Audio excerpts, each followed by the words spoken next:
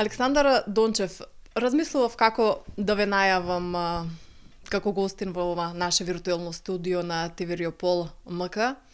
Јас ве запознав најпрвин како фотограф, а потоа дознав и дека сте алпинист. Има ли нешто друго што може да го ставиме на оваа листа, на професии, на занимања, на хобија кои што ги имате и ги негувате? Редоследот беше различен всушност. Прво бев алпинист, после бев фотограф. Но да, управител сум на една фирма, рекламна агенција. И основно со тоа се занимаваме по принцип. Ова другото е така. Имав дилеми дали ќе ве начекаме за ова наше интервју, затоа што секојдневно на социјалните мрежи постирате освојувања на врвови и планини и места. Колку често одите? Како изгледа таа ваша рутина? Секојдневно ли? Еднаш неделно ли? Која е динамиката со која што ги правите тие алпинистички подвизи? Па, јас прво би рекол дека не се освојување. Значи, ние се движиме во планината. Планината ни дозволува да се движиме низ неа. Не се многу чести, за жал. Би сакале да бидат почести. Еднаш неделно, два пати неделно. Зависи од временските услови и како ни дозволува времето, работните обврски и така натаму. Така, зошто за жал? Дали поради работните обврски или треба поголема подготвеност, поголема организација за да се пристапи кон нив? Па не заради желбата, знаеш, кога се движиш во планина, сакаш повеќе време да престојуваш, со оглед на околностите кои што се моментално кај нас во државата и во светот генерално. Така да, таму е сосема различно од оваа секојдневност тука. Да. Како еден вид бегство и спас од секојдневието и овие секојдневни проблеми кои што се наталожуваат. Како ќе го оцените интересот за алпинизмот? Како вие имате и асоциација друштво како клуб, да? Значи каков е интересот и од кога е најдобро да се почне, од која возраст да се почне да се биде дел од тие подвизи, да ги речеме, затоа што во секој случај се надминување на некои физички ограничености кои што може да ги има пред секој еден од нас? Не постојат временски ограничувања во однос на возраста, значи може да се почне било кога. Сега, доколку амбициите ви се да остварите некои, што знам, позначени резултати во алпинизмот, да, тогаш би требало да биде порано, да речеме, што знам, 15-16 години и така натаму. Значи, не постојат така временски. Така. Дали можеби имате некои предизвици кои што ги ставате пред себе, некои сега повторно кажавте неосвоиви пространства, но ете некои места, кои што се себични, кои што не дозволуваат така лесно да ги достигнете. Дали можеби постојат предизвици тука во Македонија и надвор од Македонија, еве со што на кое качување и искачување најрадосно се сеќавате? Ние постојано си ставаме пред нас некакви предизвици, инаку, како ти кажам, мислам, постоењето наше нема да биде можно, знаеш.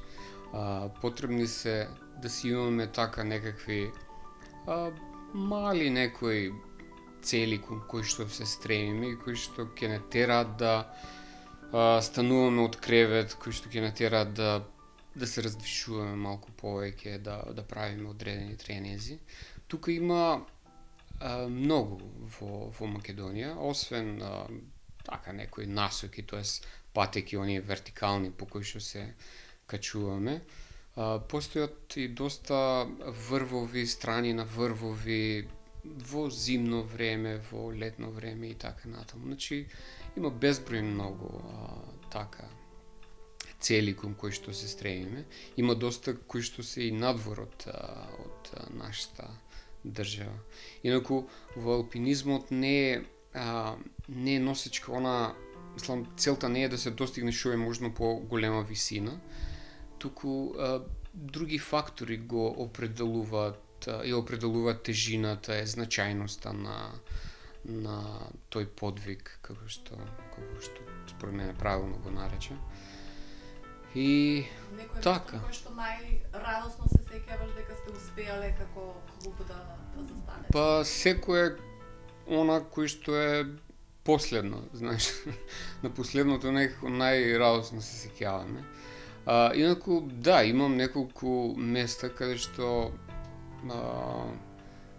си бил, нели, среќен што си дел од тимот каде што имате искачувано. Повеќето се на Алпите, овие европските, во Франција има неколку врвови. И исто така 2010 година еден врв не многу висок, 3300 метри, Питсбадил, се наоѓа на границата помеѓу Швајцарија и Италија. Границата поминува точно на врвот. И сега неговата страна, една, таа што ја качувавме, северната, беше околу 1000-1300 метри вертикала и така на... Некако, дали јас во овој период гледам почесто, меѓутоа гледам алпинистички клубови од Битола, така од од Струмица, прилично активни. Заживува ли алпинизмот во Македонија и дали можеби живеел, но ние не сме го гледале толку, па сега со помош на овие социјални мрежи веќе добива на афирмација поголема. Да. Па да, алпинизмот беше жив постојано. Меѓутоа, тоа наше живење е така брановидно, понекогаш активностите се повеќе, понекогаш помалку. Точно е да, со социјалните медиуми се раздвижија доста работите. Проблемот во нашиот спорт, не би го нарекол спорт, туку нашата дејност е што многу тешко може да обезбедиме публика на оние места на кои што се движиме, и сега со новата технологија се овозможува, знаеш, да го документираме тоа движење, тие така достигнувања и така. Што се е потребно за еден алпинист? Зборувам од делот на опрема, дали лесно се наоѓа тука кај нас, дали можеби набавувате од страна, или дали е таа исто секако всушност е и клучна за успех во она што го правите, затоа што не е само физичката подготовка, туку секако потребно е и соодветна опрема. Така, да. Комбинираме најчесто. Значи има нешто тука кај нас, постојат и продавници надвор од државата. Во алпинизмот има главно две активности, да ги наречем. Всушност не активности, два периода. Едниот е зимскиот и другиот е летниот. За летниот период потребни се така појас, патики за качување, одредени технички помагала, карабинери, плочки, осмици и така натаму. Тие се за осигурување. Додека во зимскиот дел работите стануваат доста посложни, знаеш, и доста поскапи соодветно. Потребно е посериозна опрема која што ќе штити од студеното. Потребна е посебна опрема која што ќе ти овозможи да се движиш безбедно и да можеш да се движиш по такви заледени падини и така натаму. И да, специфично е доста. Сега, Александар, со фотографот, вие всушност кога се искачувате, кога одите да ги достигнете целите, не се одделувате од фотоапаратот. Тоа всушност е дел и од вашата професионална вокација. Интересно ли е да се фати моментот преку фотообјективот? Еве, камерата фаќа, меѓутоа тука има континуитет, додека фотографијата ги конзервира, ги фаќа во моментот и ги запечатува. предизвик ли е тоа да се направи? Па предизвик е со самото тоа што треба да го носите со вас, мислам, кај што секој грам е од голема важност. Да, различно е, значи видеото е сосема посебна категорија од фотографијата. Сега техниката дозволува фотоапаратот во исто време да биде и камера, која што доста така ги поедноставува овие бележења. Со фотографијата, она кое што, како ти кажем, она кое што сакам да го направам е всушност да го прикажам светот, мислам перспективата која што ја имаме таму, нели? На луѓето кои што се долу. Не секој може да го види од тој агол. И така, мислам, и помага исто така да се разбереме едни на други, тоест помага во комуникацијата. Кога ќе прашат што, нели, барате таму, како е и така натаму, фотографијата доста помага да го објасниш тоа или да го доловиш до некаде тоа чувство кое што го имаш. Додека го правиме овој разговор, на ум ми доаѓа асоциација. Една, спомнавте на почетокот дека планината или било која локација која што ја одбирате е еден вид оддалечување од стварноста, искачувањето. Ние тоа внатре го правиме секојдневно, нели, и внатрешното искачување, тенденцијата да одиме нагоре, да го дофатиме недостижното, кое што за православните верници секако е Бог и божественото. Ја чувствувате ли кога ќе се качите на одредена или кога ќе повторно освоите, кога ќе достигнете, ќе успеете во подвигот кој што сте го ставиле пред себе, се чувствува ли таа големина и велелепност на сето создадено тука? Да, значи има еден доста познат алпинист, еден од најголемите всушност, Рајхолд Меснер, тој го има синтезирано целото тоа во една реченица. Вели, кога се искачувам високо, всушност продрувам длабоко во самиот себе, кој што е многу точно и кој што одговара целосно кон оние доживувања таму. Да, така, искачувањето надвор и искачување и внатре, тоест еден подвиг. Ти се бориш со стравот во себе, се бориш со немоките, се бориш со очајот и така натаму. Планината не е бегство, туку ти помага да го видиш светот, како што спомнав, и од друга перспектива. Тоест, понекогаш кога сме внатре, знаеш, заокружени со секојдневните обврски, со секојдневните проблеми, многу тешко е да се погледнеш од надвор, всушност. Многу тешко е да ја погледнеш целата ситуација малку по-објективно.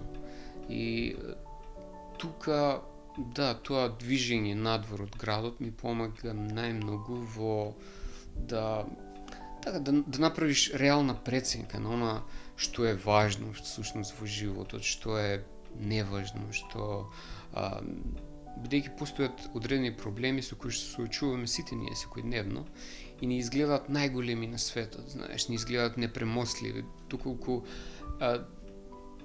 понекогаш направиш само еден чекор надвор од твојот дом, независно дали ќе биде во планина, дали можеш да направиш крупче, нели, околу градот, и одеднаш овие проблеми така исчезнуваат, се намалуваат, човек се успокојува. Трагањето на мирот во себе, всушност, нели, смирението, спокојството кое што ние го достигнуваме своевидно искачување и тука внатре и во црквата и во нашата заедница, кога што треба да ја најдеме таа височина во себе, нели, за да го постигнеме тоа. Чувствувате ли Тоа сега да кажем дека еве и постот во моментот, и тоа е еден вид на искачување, мислам, тоа е еден подвиг кој што помага за да, нели, се одделиме од целото ова секојдневие и да се погледнеме малку поразлично. И не само нас, туку и на сите околу нас. Да. И соочувањето, предпоставувам, со излегувањето од комфорт зоната и решавањето, поттикот кој што го добиваме, нели, да направиме, како што кажавте, да смениме нешто внатре во нашите животи, и внатрешно, а надворешно и да поставиме некоја цел, дури и физичка цел која што треба да ја достигнеме. Александар, вие со фотографијата го отидовте на неколку свети места, всушност најсветите места кои што постојат за христијаните, Ерусалим и Света Гора. Може ли да пренесете искуство, еве, како е кога се посетуваат оние места во кои што, нели, се случувало сето она врз кој што почива нашата вера? Да. Тешко е, мислам, да се пренесе во целост тоа доживување на овие свети места, и секој го доживува на различен начин. Значи, секој оди на овие места поради различни причини. Јас бев на Света Гора, бев во Ерусалим. Света Гора одев неколку пати. Значи, периодот од 2010 до 2017 година. Речи си неколку пати годишно престојував таму. Тоа мое престојување потоа се источи во една книга со фотографии. И тоа беше така еден обид да го пресоздадам тоа чувство од таму, да го донесам тука. Според мене, да, неописливо е, сепак останува така надвор од нашите можности и лингвистички и визуални да го пресоздадеме тоа чувство. Едноставно е, како кажем, знаете зашто се доживува, да, благодатта.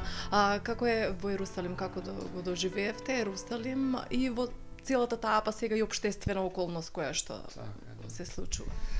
Ерусалим беше всушност втор проект кој што сакав да го работам, но за жал поради ситуацијата, нели, со ковид се одложи тоа работење околу овие фотографии. Ерусалим првиот пат, и на сите овие места практикувам да одам сам најчесто, знаеш. Луѓето околу тебе помалку пречат да го доживееш онака како што би требало да го доживееш, според мене. Прават еден вид на ограда, знаеш, еден зид кој што малку или многу не тера да глумиме, не тера мислам, ги филтрираат оние чувства на некој начин и не се доволно интензивни, би рекол. Бев, значи, во Ерусалим, бев повторно сам, престојував некаде околу првиот пат недела дена, и целта ми беше да направам еден фотодокумент, не толку од Ерусалим, колку од пустината околу Ерусалим. Знаеш, оние места кај што нашиот Спасител се подвизувал на 40 дена, тоа ми беше така целта, да ги документирам, но не секогаш она што го планираш од тука се остварува таму. Понекогаш треба да се оставиш на нештата, да те водат. Знаеш, бидејќи нашите планови, мислам, се безсмислени на тие места целосно. Да, исто беше и со Света Гора, беше и со Ерусалим. И така, вториот пат бев малку повеќе, тогаш бев со една група на луѓе и тогаш да ги посетив оние места кои што планирав првично и не знам, мислам неописливо е навистина, птене треба да се види, да. Дали можеби спомнавте дека два пати бевте, дали можеби ќе има можност сето тоа повторно да се протече во книга, во печатен материјал кој што може да биде достапен на читателската и публиката? Па, знаеш како, мислам, како ќе даде Бог на... би сакал дел од фотографиите кои што ги правев во Ерусалим, ги објави во Премин, во списањето Премин, имаше и некоја кратка репортажа таму.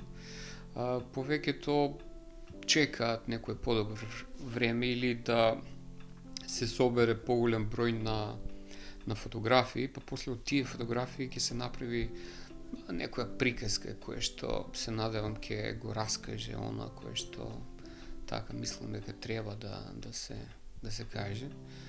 И така, да. Би се вратиле ли повторно? Останува ли таа благодат, таа потреба да се оди, да се пронаоѓа, да се открива и понатаму? Да, тоа секако. Мислам ти спомнав, чекаме се подобро време да се отвори за да може да одиме повторно. Јас би сакал да го повторам и тоа пак ќе треба да се оди неколку пати, не само еднаш. И таа потреба, да, тоа е нешто како храна, ни треба на сите, знаеш. Да тие места се важни за сите нас. Интересното е таму што имаш чувство како да ги познаваш овие места, некако чудно блиски ти се сите. И не само црквите, туку и сите оние пустини, манастири кои што ги има и се живи, знаеш, некако чудно. И би препорачал на секој кој што има можноста и има некаков интерес околу ова да ги дзирне. Александра, јас ти благодарам за времето што го одвои за овој разговор. Се надевам нема да биде последен. Тука сме ние да ја следиме вашата работа, сето она што ќе излезе и ви посакувам голем успех. Ви благодарам и вас и се надевам дека некој ќе има полза од нашите зборови, нашите фотографии, визии и така.